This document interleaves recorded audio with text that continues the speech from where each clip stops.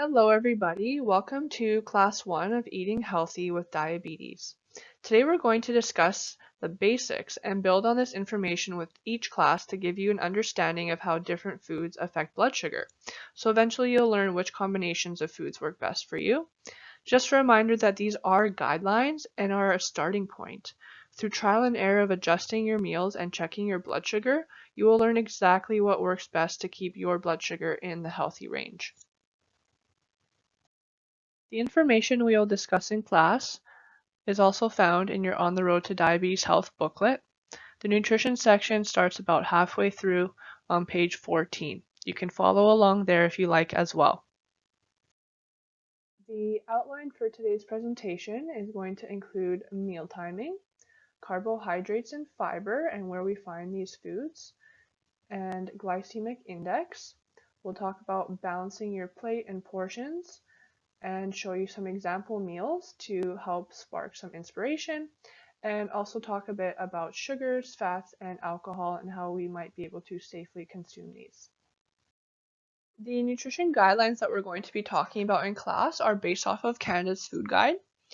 On the left-hand side there, you'll see a large plate. On this plate, you'll see most of it is filled with fruits and vegetables. The diabetes nutrition guidelines vary a little bit differently from Canada's Food Guide in that we want this section to be only vegetables, specifically non-starchy vegetables. So things like salad, leafy greens, broccoli, cauliflower, carrots are all going to be good options. Things like potato and green peas and corn are not going to fall into this category. On the bottom right corner, you'll see the grain section, and you'll see that most of them are brown. So we're focusing on whole grains that include the fiber, things like whole wheat pasta, quinoa, brown rice, whole grain bread. You can also include potato in this section. Above there, you'll see protein foods, so a combination of animal proteins and plant proteins, things like beans, egg, tofu, edamame beans can fit in here, also Greek yogurt, fish, lean beef, and chicken. And in terms of beverages, we want to focus on drinking mostly water. It is recommended that all Canadians really reduce and restrict their consumption of sugary, sweetened beverages. Some coffee and tea throughout the day would be fine as well, but make sure you're getting in mostly water. On the right side of the page, you'll see that healthy eating is more than the foods you eat. So not just the types of foods you eat that are important, but also how you're eating and in what environment and where you're eating it. So we want to be mindful of our eating habits. We want to make sure that we're eating in a place where we can focus on the meal, so particularly at the dinner table, and avoid eating in front of the TV or distracted. We want to try and eat with other people and really enjoy the food. This typically allows us to slow down, and whenever we slow down with our eating, it's going to allow our brain to get the full signal from our stomach and prevent us from overeating, especially if we're eating quickly. This can happen. We want to try and cook from home more often, which is going to help reduce your sodium and salt intake and in turn improve blood pressure. Towards the bottom of here, you'll see that using food labels is recommended, which we'll discuss in class, and focusing less on the marketing on the front of the packages. So the best information is going to be coming from that white nutrition facts label. Here you'll see that healthy eating is for everyone. So whether you're trying to manage diabetes, cholesterol, blood pressure, the guidelines that we talk about in class are going to help to improve all of those conditions, and also going to be a good way for younger kids to be eating as well. So here you'll see the families all eating the same food. Mom did not cook or dad did not cook a different meal for different people. It is best for everyone to be following these nutrition guidelines because, again, they do follow Canada's nutrition recommendations as well. The first thing we're going to talk about is meal timing. You can follow along on page 14 in your On the Road to Diabetes Health booklet. This is important because if your meals are not spaced appropriately, you can have a hard time getting your blood sugar in the target range. So the first point we want to say is make sure you're eating 3 meals per day. The first meal should be within the first 1 to 2 hours of waking up. So the reason we don't want to go too long without eating after we wake up is because the blood sugars can actually start to go higher. When we have that first meal, your body will start to make insulin in response to the food and then start to come back down. After that point, we'll want to eat every 4 to 6 hours, again avoiding going too long between meals to help keep that blood sugar nice and balanced throughout the day. If meals are more than 4 to 6 hours apart, you can include a healthy snack. You may prefer to have smaller meals so that you can have snacks in between. Either way is fine. You want to do whatever works for you. Here we're going to show you an example of 3 different people's eating patterns. The first person eats 3 meals per day, evenly spaced out about 4 to 6 hours, which is perfect. And each meal has roughly the same amount of food, giving the same blood sugar rise and drop after each meal. They're keeping their blood sugar within the healthy range throughout the entire day, not exceeding a blood sugar of 10 after the meal.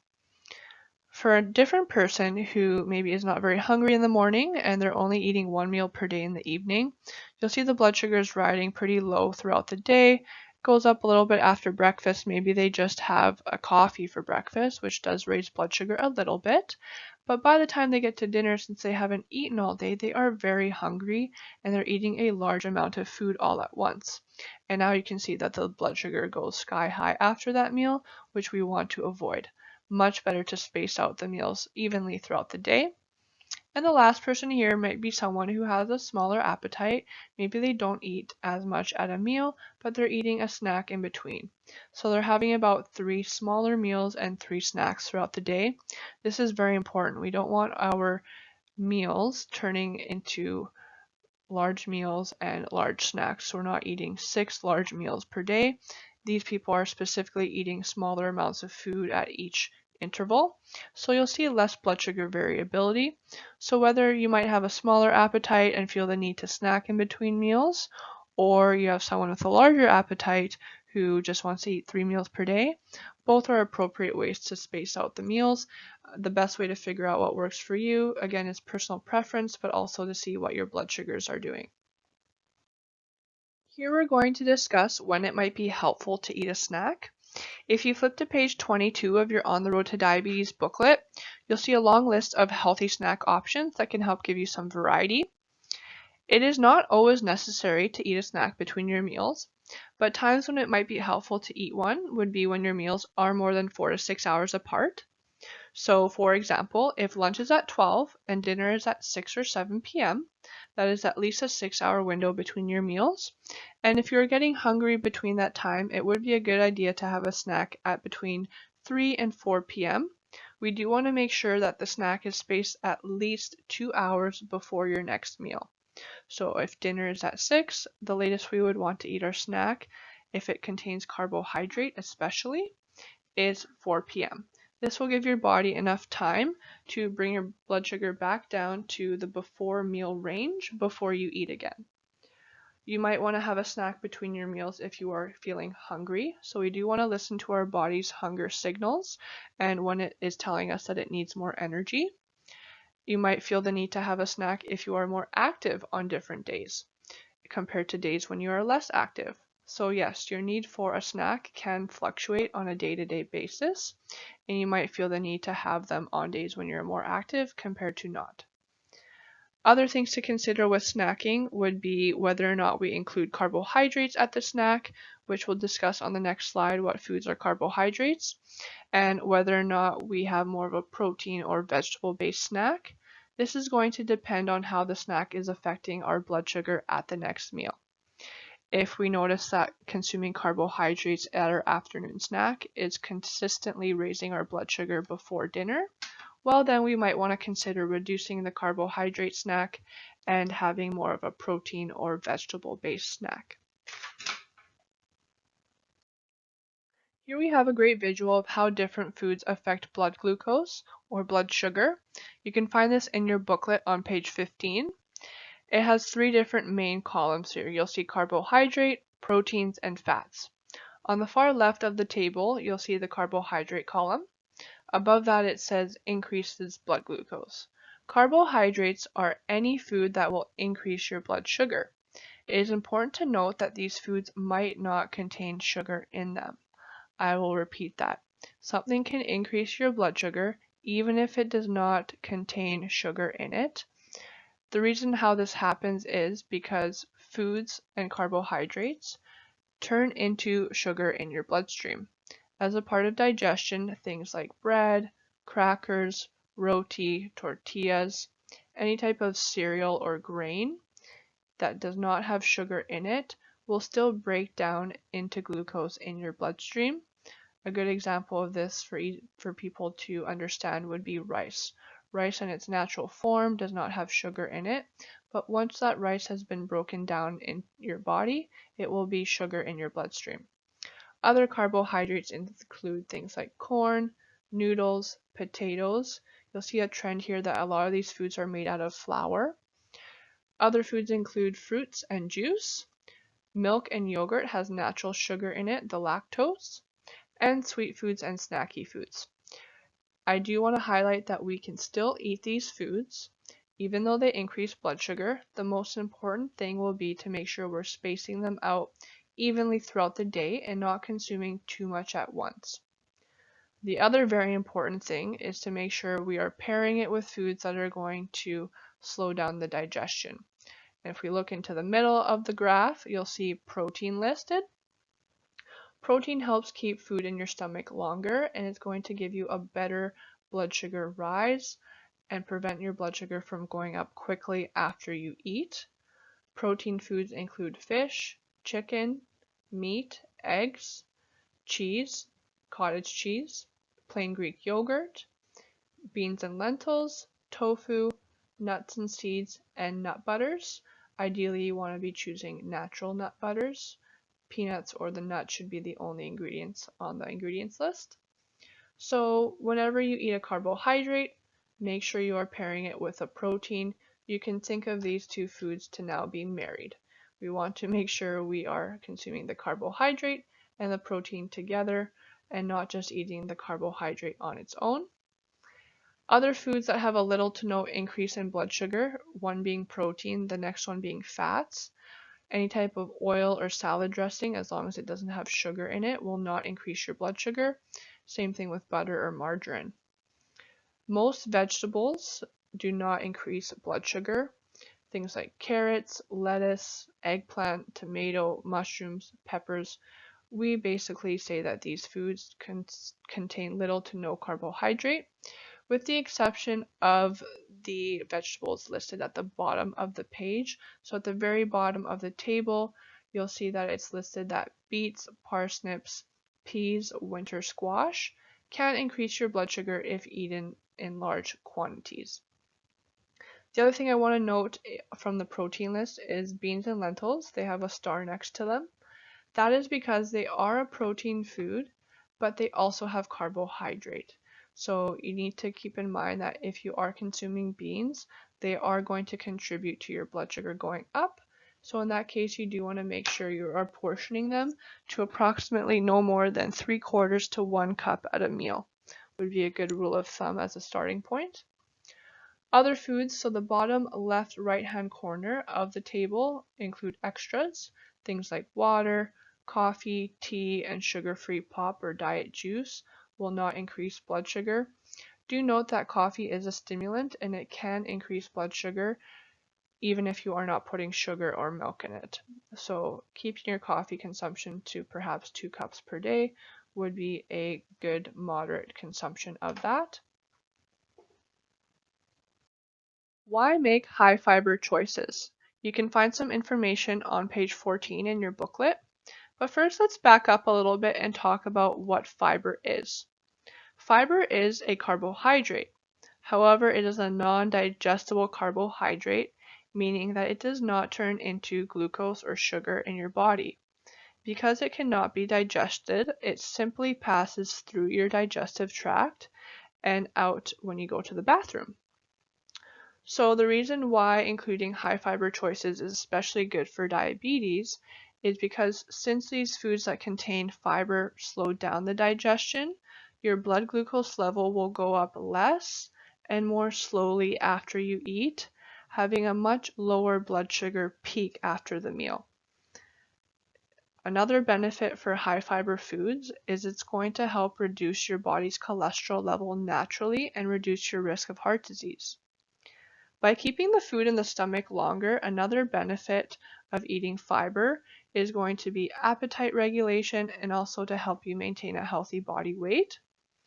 And then since it passes completely through your digestive tract, it helps to keep your bowels regular and also prevent constipation.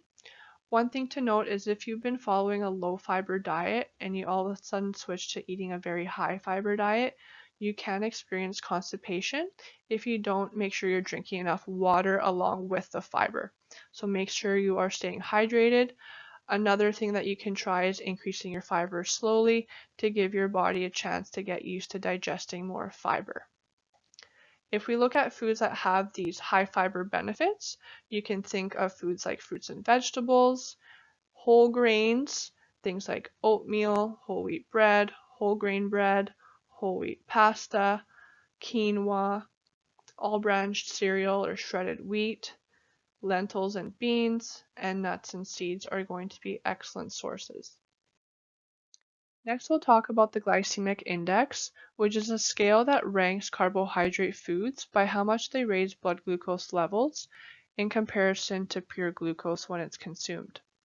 A high glycemic index food, as you'll see on the graph on the left side, raises blood sugar very quickly and drastically after it's eaten, which can be followed by a drastic drop in blood sugar. This is something we want to avoid.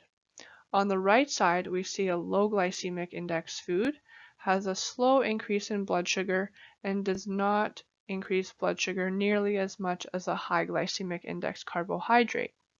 Most of the time, we want to be choosing these low glycemic index carbohydrate to have a nice even blood sugar response after the meal.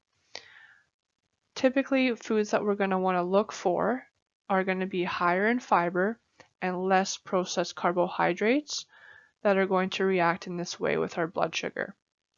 If you want to refer to page 18, you'll see a wonderful list of low glycemic index foods in the bread category, different cereals, different grains that are going to be included in the lower glycemic index food group. Next, we're going to play a glycemic index game. Looking at the graph here, you'll see three different carbohydrates. Glucose at the very top with a rating of 100, that's the fastest rating a carbohydrate can have. It's the quickest rise in blood sugar. And you'll see the mountain of the blood sugar response is very high. It goes sharply up and down. Next, you'll see shredded wheat. Shredded wheat has a moderate medium rating in glycemic index. The mountain is definitely not as high as the glucose. And afterwards, you'll see the steel cut or large flake oats come in with a very low glycemic index response. The raise in blood sugar is very long and takes a long time for that sugar to get into the bloodstream. So if we think about Rice Krispies cereal to be exact, where on this graph do you think it would fall? Would it fall up next to glucose? Would it fall by the shredded wheat? Or would it be down by the large flake oats with a low glycemic index? Take a few seconds to think about that and where it would fall on the table. Well, there you see it. The Rice Krispies have a rating of 82, which is a high glycemic index rank. You'll see that the rise in blood sugar is very quick, mirroring the glucose very similarly. This makes sense because the main ingredients of the cereal is rice, sugar, salt, corn, and barley malt. These are all very simple carbohydrates that have essentially just been stuck together by sugar. So it's going to be very easy for the body to break this down because there's no fiber in the product and it is also highly processed. We can also think of different oatmeals in this example. If we compare large flake or steel cut oats to instant oats, the instant oats have been more processed even though they came from the large flake oats, with the added processing that is going to raise the instant oats to a higher glycemic index than the large flake or steel cut. So the instant oats are still going to be a better option than the Rice Krispies, but they're not going to be as good as an option as the large flake oats. Those are just some examples for you to think about. Now that we know how the various foods affect blood sugar, let's see how we can combine them all at the meal to give us a nice, well-balanced plate. Here you'll see vegetables, grains and starches, and protein foods on the plate. If you think back to your last meal, did you have all three? If not, which one was missing, and how can you include it at your next meal? Then, if we take a step further and divide the plate into portions, we want half of our plate to be vegetables. These are going to be low in carbohydrates and high in fiber, keeping our blood sugar lower after the meal. Then we can divide the rest of our plate in two again. A quarter is going to be for the grains and starches. Remember that we want to choose higher fiber options and ones that are lower in glycemic index to have a low blood sugar rise after we eat. And then also making sure to include protein with all meals. This is very important because protein is going to help slow down the digestion of the meal. It's going to help keep you full longer, and it's also going to help you keep your carbohydrate portion to that quarter of your plate. Then, if we have this meal and we're still hungry, we can opt to have a glass of milk or water with the meal, and a fruit if we like. For some people, it might not be recommended to have both the milk and the fruit at the meal because remember, these are also carbohydrate-containing foods. So, if your blood sugar is rising more than 3 points after the meal and you've included the carbohydrate section on your plate, milk, and fruit, next time you might want to think about reducing one and perhaps choosing the milk or the fruit. It all depends on how your blood sugar is reacting and also whether or not you did activity after the meal. This is all going to be trial and error. For the vegetable portion, it is recommended to have it at least lunch and dinner. It is not required to have it at breakfast. And you can also include the vegetables at a snack to provide you with some more fiber throughout the day and the nutrition and vitamins. You can also use your hands as a helpful tool to help you portion the sections on your plate. For example, for grains and starches, we want to try and keep that portion to approximately a fist, typically a woman's fist, which is going to be about the size of 1 cup. You also want to try and stick to fruits that are about this size. For example, apples, they can come in various sizes, so going for ones that are roughly the size of your fist. And then if we look to vegetables, trying to have as much as we can hold in both hands, or generally about 2 cups if possible. If we go to our protein section or meat, you can use the palm of your hand. And then for the fats that we want to include a little bit with each meal to help with satiety as well, you can use about the size of the tip of your thumb. If we're having milk or yogurt with a meal, try and keep that portion to no more than 1 cup if you're having it. Do keep in mind, depending on how large your appetite is, these portions can be adjusted. For example, perhaps someone with a smaller appetite at the meal, or if they are having snacks between each meal, they might want to keep their carbohydrate portion to half a fist. It is very individualized. Now let's go over some balanced meal ideas that you can have throughout the day. First, we'll talk about breakfast options. You'll want to decide what you're in the mood for. Do you feel like having toast, oatmeal, eggs? Once you've decided, remember back to your plate method. We want to include at least a carbohydrate and a protein together at breakfast. If we're in the mood for bread, we want to make sure we're starting out with a nice low glycemic, high fiber slice of bread.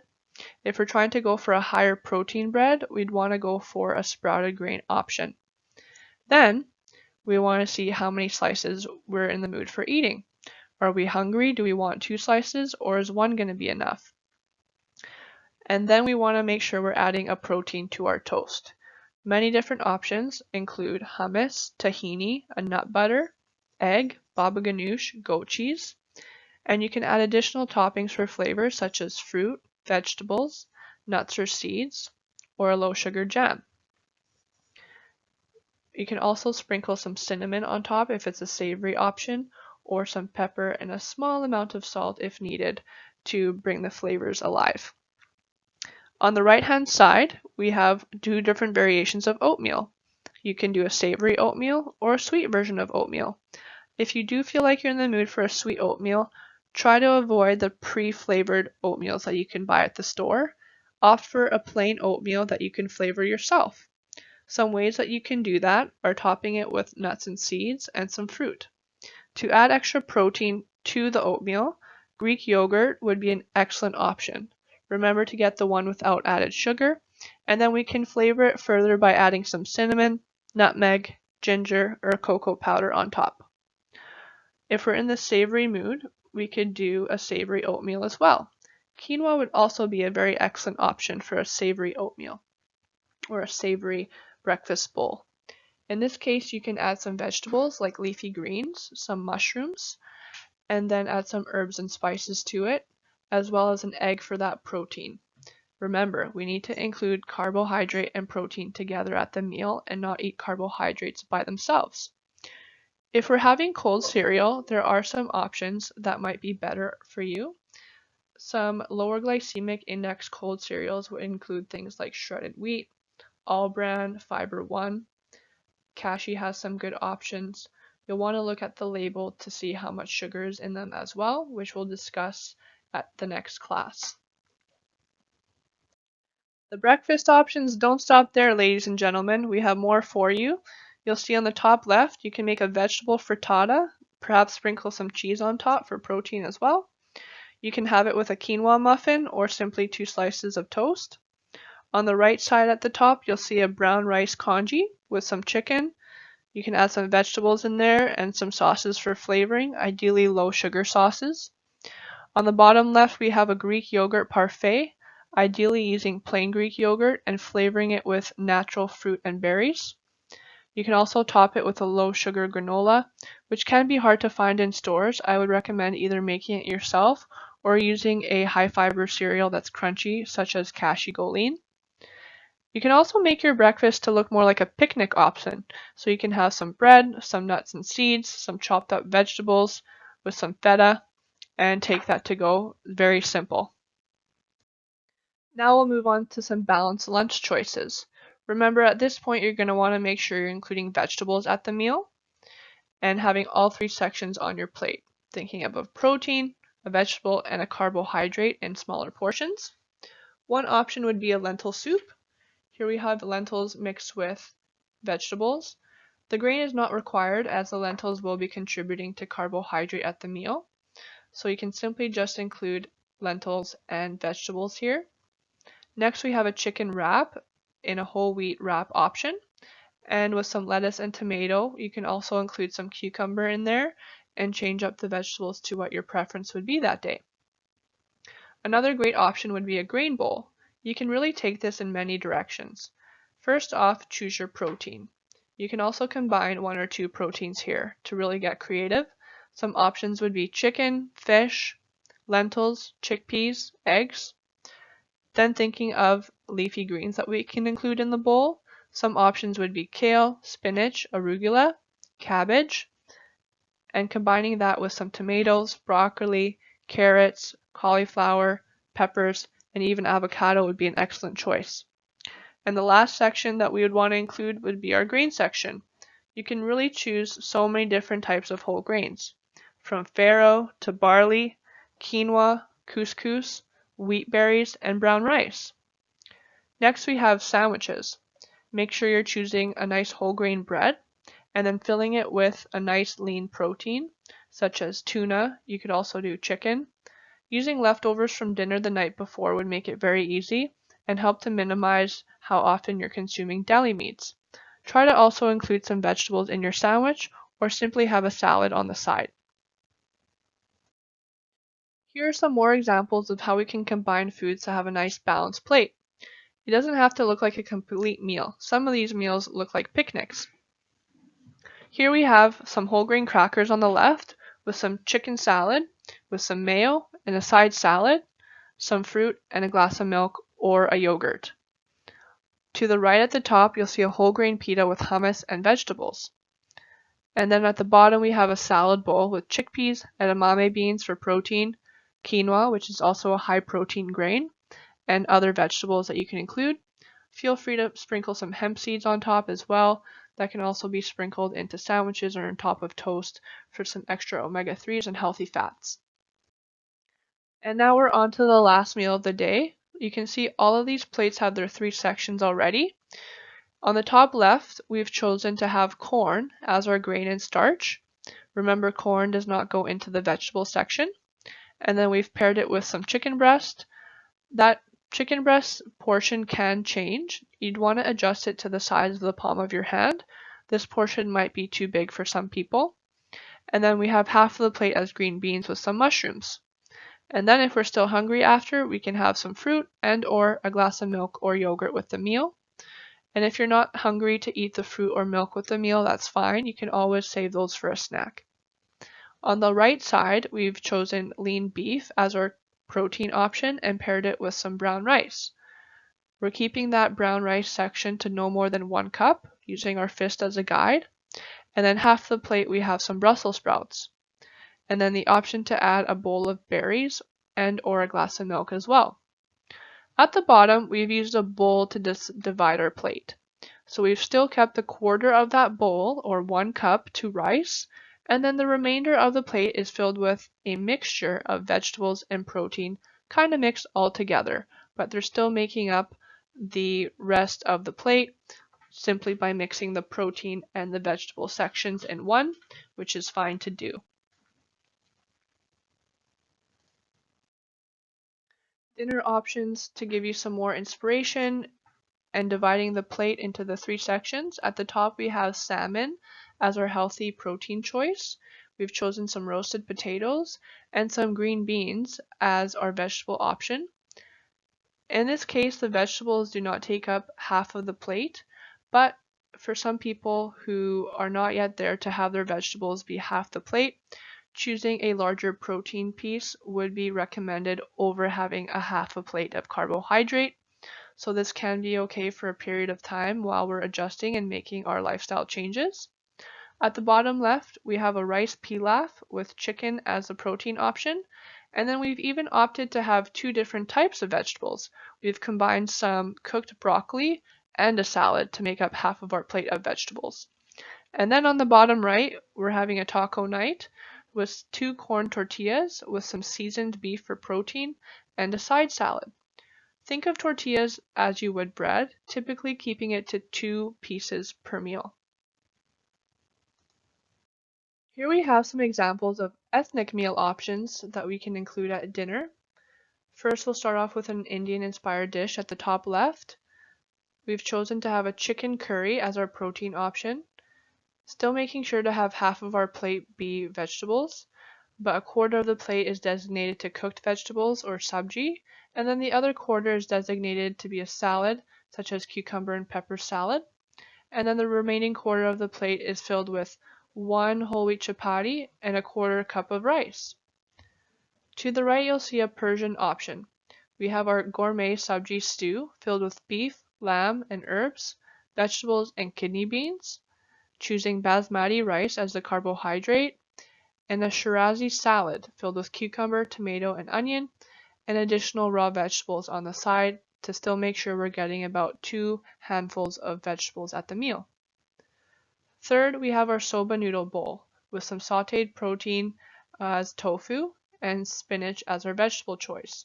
Here you'll see that the noodle portion is slightly over that 1 cup or quarter of the plate. So in this case, we'll want to make sure that we're being mindful not to add additional fruit or milk to this meal because we have gone over our grain and starches portion in our bowl. The last option here is the Korean option, and here we've chosen to use quinoa instead of rice as our grain and filled it with egg and beef for protein.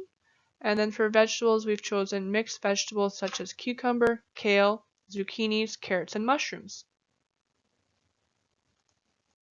Does this look like a balanced supper to you? Does it have all 3 sections from our balanced plate model? Let's take a look.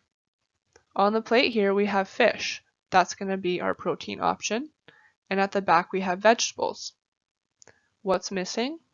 If you guessed grains and starches or carbohydrates, you're correct.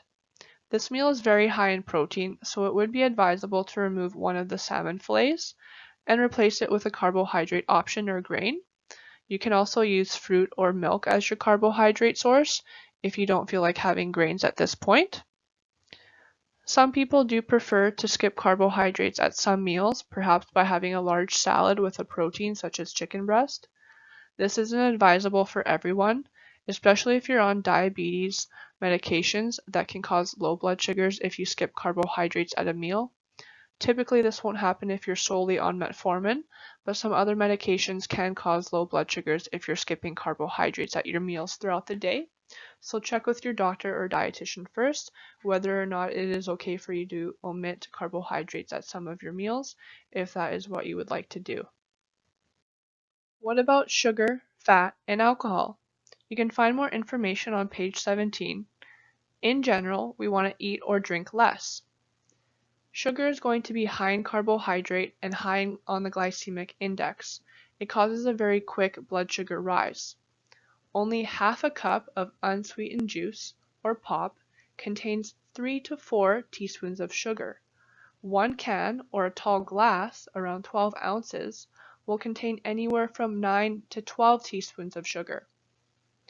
So overall, we want to be avoiding these choices, remembering to stick to water for the most part if we're consuming beverages.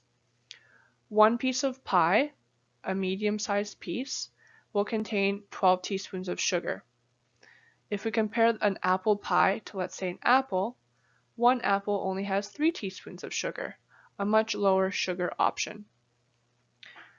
Onto fats and alcohol. These options are going to be high in calories and can make it very difficult to lose weight if that's one of our goals. On top of that, really high intakes of fat and alcohol can increase our body's triglyceride levels. With our body having high triglyceride levels, along with higher blood sugars, we are at increased risk of heart disease, stroke, or a heart attack. So in general, we want to reduce our intakes of these options as much as we can, but we do want to include healthy fats throughout the day. Remember, the size of approximately 1 teaspoon of fat, or the tip of your thumb, with each meal. More on this in class 3 when we cover heart health. How much alcohol are you allowed to drink? More information on this is on page 17, but first off, it will be important for you to check with your doctor. Many people should not be drinking alcohol, depending on what types of medications they're on and other medical conditions. Alcohol may contribute to insulin resistance, meaning your insulin in the body is not working as well, and it can increase your risk for pancreatitis, fatty liver, and liver disease. It may also cause a low blood glucose level, especially if you're taking insulin and certain types of diabetes pills. The pills that put you at risk for hypoglycemia are listed on page 24 of your On the Road to Diabetes Health booklet. You'll want to make sure you know how to treat a low blood sugar and wear an identification such as a medic alert. Alcohol itself does not increase blood sugar unless you are mixing it with juice or other sugary beverages such as pop. Make sure you have food when you're consuming alcohol. It will help to slow the absorption and also reduce your risk for hypoglycemia if you're consuming carbohydrates. According to Canada's low-risk alcohol drinking guidelines, if it's okay for you to drink, 1 to 2 drinks a day is usually safe for most people. And if you drink, make sure you drink in moderation, meaning for a woman, that would be no more than 10 drinks a week, evenly spaced out, meaning a maximum of 2 alcoholic beverages per day. For men, that would be no more than 15 drinks a week, a maximum of 3 per day. No, it would not be recommended to save all of those beverages for the weekend. That does not coincide with the guidelines. What is the definition of one alcoholic drink? See below. If your beverage of choice is beer, a 12-ounce glass would be considered one alcoholic beverage. It would also contain roughly 2 teaspoons of sugar and 150 calories. A distilled liquor such as vodka or whiskey, 1.5 ounce glass would be considered one drink. It has no sugar and 100 calories. Wine, on the other hand, a 5-ounce glass would be considered one beverage. It has less than half a teaspoon of sugar and 110 calories. If you are choosing a sweeter wine, it would contain much more sugar, so be mindful of that. If you are at a restaurant and you're asked whether or not you want a 5 or a 9-ounce glass of wine, If you chose 9 ounce, that would basically put you at about 2 drinks at that moment. So if you're a woman, you would have already reached your daily maximum. Overall, alcohol is very high in calories. Your liver can get busy trying to clear those calories while the alcohol is in your system, which can take up to 24 hours to clear. And during that time period, you're not going to be tapping into any of your fat stores for fat loss or energy. So this can make it very difficult to lose weight if you're consuming alcohol on a regular basis. If you are choosing to drink alcohol, make sure you are watching your limit and avoid drinks that have high sugar or mixes in them. Don't forget to drink your water. The amount of fluid you need in a day is very individual, but for most people, drinking anywhere from 6 to 8 cups a day will meet most requirements. All beverages provide some fluid, but the best options are going to be things like water, sparkling water, herbal tea, and you can include a few non-sugar sweetened beverages such as diet juice or diet pop on occasion. However, it is recommended that you try and minimize these and stick to mostly water. Sparkling water would be a next second best. Coffee and tea do provide some fluid, but they are sources of caffeine, so they should not be the main source of your fluid. You need enough water for your body to carry around the nutrition and oxygen it needs, and also to help your kidneys remove the waste products. You can get dehydrated even if you are not thirsty, especially if you're older age. This can lead you to be tired, and it can also lead to overeating if you're dehydrated. You're going to want to drink more water if you're thirsty when you're exercising in hot weather, especially if your blood glucose is high. Your body's going to be trying to eliminate sugar in the urine, and you're going to be losing extra fluid. So making sure you're drinking water regularly throughout the day will help to reduce these issues of dehydration. A really good and quick, easy way to check whether or not you're hydrated is to see how dark your urine is when you go to the bathroom. If it's almost clear or a very faint yellow, you're doing a good job. If it's a deeper or darker yellow, it's time to drink some more water. Now we'll summarize some of the key points we discussed in today's class. Some of these include eating 3 regularly spaced meals throughout the day, roughly 4 to 6 hours apart, making sure we balance our plates with grains, protein, and vegetables, and being mindful of the portion each of these foods take up on the plate, specifically making sure the grains and starches section is sticking to 1/4 of your plate, protein the other quarter, and vegetables being half your plate, and making sure we're including the vegetables at least twice a day. Then, if we desire, we can add a glass of milk or water or a fruit to the meal, as long as that's working with what our blood sugars are responding with after the meal.